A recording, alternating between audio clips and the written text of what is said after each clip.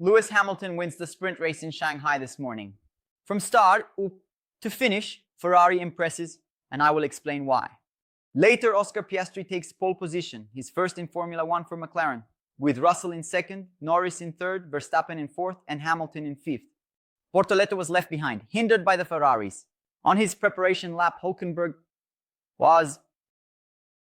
Let's go to our quick Saturday video commenting on everything that happened in the qualifying and also in the sprint race, which took place tonight. First, the sprint, which came first, and in first, Lewis Hamilton started, and in first he finished. But it wasn't that simple. He had to move to the middle, defend his position against Max Verstappen, who initially seemed to have better traction and went on the attack. But Hamilton managed to hold on. Norris made a mistake and he dropped down the order, initially falling out of the points zone, which in the sprint goes up to the 8th place. And the beginning seemed like a waiting game for the top three. Hamilton, Verstappen, and Piastri in that order, separated by just over a second from each other. Hamilton even mentioned on the radio that he was struggling with graining, the little noodles, the rubber granulation on the front, while Piastri was closely following Verstappen. And everyone imagined the McLaren will pass, Red Bull will catch up, and also overtake Ferrari. And this is where I tell you that Ferrari impressed, because in the final part, Piastri went on the attack, actually overtook Verstappen, and when he completed the maneuver with 5-4 laps to go, I thought he's going to catch Hamilton. But that's not what happened. Hamilton picked up the pace and extended the lead to 6 seconds at the finish line. And to show that it wasn't just a one-off situation, let's say.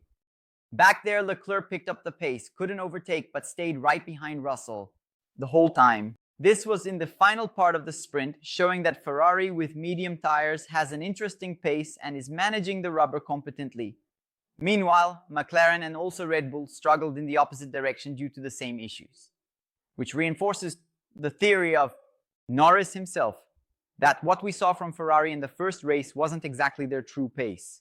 One of the highlights of this sprint was Yuki Tsunoda, with Racing Bull securing a 6th position. He has been consistently running within the top 10 and holding off Antonelli's Mercedes, which was right on his tail. Norris managed to regain the position and save a point. He finished 8th at the checkered flag. Before the start, a change was announced on 𝘾𝙤𝙥𝙮𝙧𝙞𝙤 car, which would then make him start from the pit lane.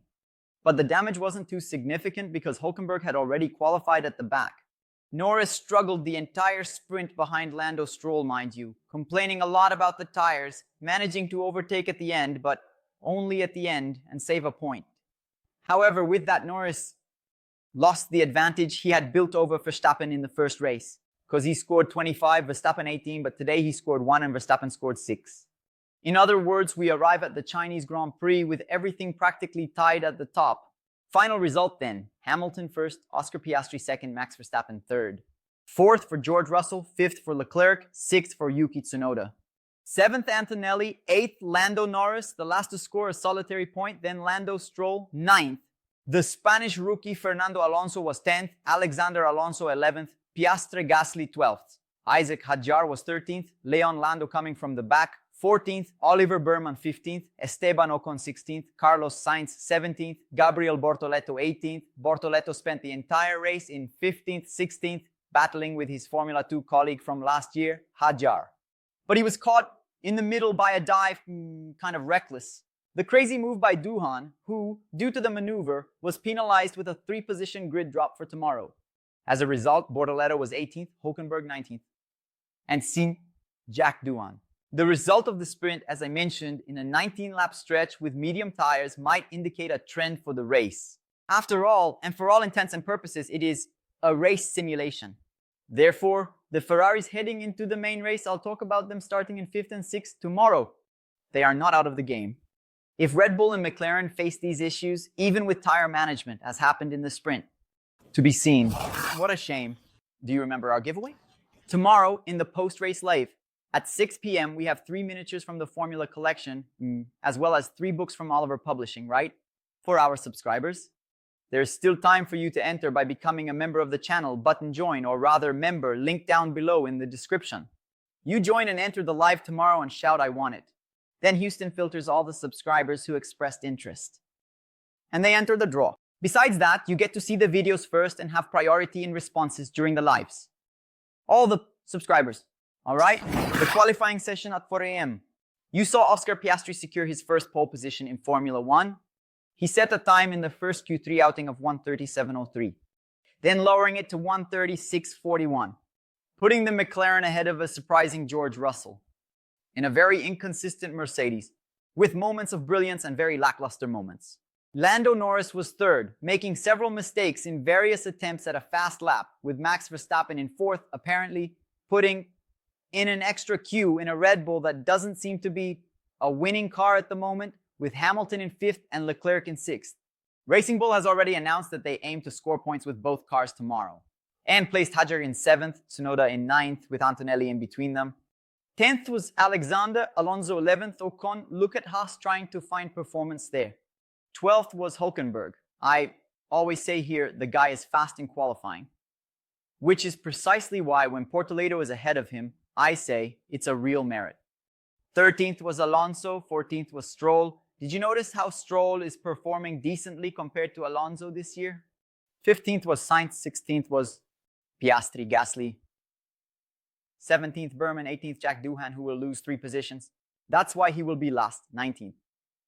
Bortoleto, who complained about the Ferraris on his preparation lap. I'll talk about that soon. And 20th, or in other words, last, is Liam Lando, who, if he's not careful, won't finish the season with Red Bull. We know this, Dr. Marco has no patience with anyone. Bortoleto mentioned that on his preparation lap coming out of the pits. Before starting the timed lap, he was overtaken by a Ferrari, in this case, Hamilton's Ferrari, and because of that, he couldn't do the warm-up, the so-called ideal preparation. As a result, according to him, he started the lap with the tires still outside the ideal temperature window. I talked about this in yesterday's video. And then he didn't make it to Q2. He thinks he could have made it because he was only 2/10 off, and Hülkenberg with another car made it through. But apparently there was no maneuver considered illegal by the race direction, so much so that Hamilton is not under investigation.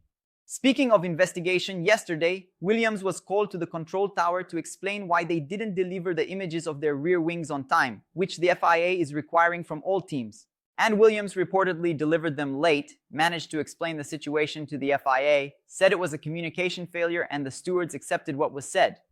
And in a statement that I will put here on the screen for you, Williams said not to have concerns about the legality of their rear wings and that they accept the fine that the FIA imposed on them for the delay in delivery. After all, if the FIA did nothing, the other teams would say, so can we delay too? So I'll deliver it only next month. What to expect for tomorrow, you might ask me, and I'll tell you. Everyone is keeping an eye on the Ferrari car, which wasn't a threat to anyone in Australia, but suddenly blossomed in Shanghai. After the preseason, the more experienced analysts had said the Ferrari car has pace. It's just a matter of understanding how much pace it has compared to McLaren's. Therefore, an opinion to be taken into consideration. It's Norris's at McLaren who won in Australia, saying then, as I've already mentioned here, that the Ferrari car was, in their view, the biggest threat. So there you have it, they won the sprint, Ferrari had rubber to spare at the end, and we're heading into the race tomorrow with at least 6 cars in a position to win. I wouldn't put Piastri as a favorite at the moment, because we don't know how the tire situation will play out. At the end of the first stint, everything can change. In any case, we have Russell in second, Norris in third, Verstappen coming in fourth, and the 2 Ferraris. That's why I said it's an open fight, at least at the beginning and in theory with 6 cars.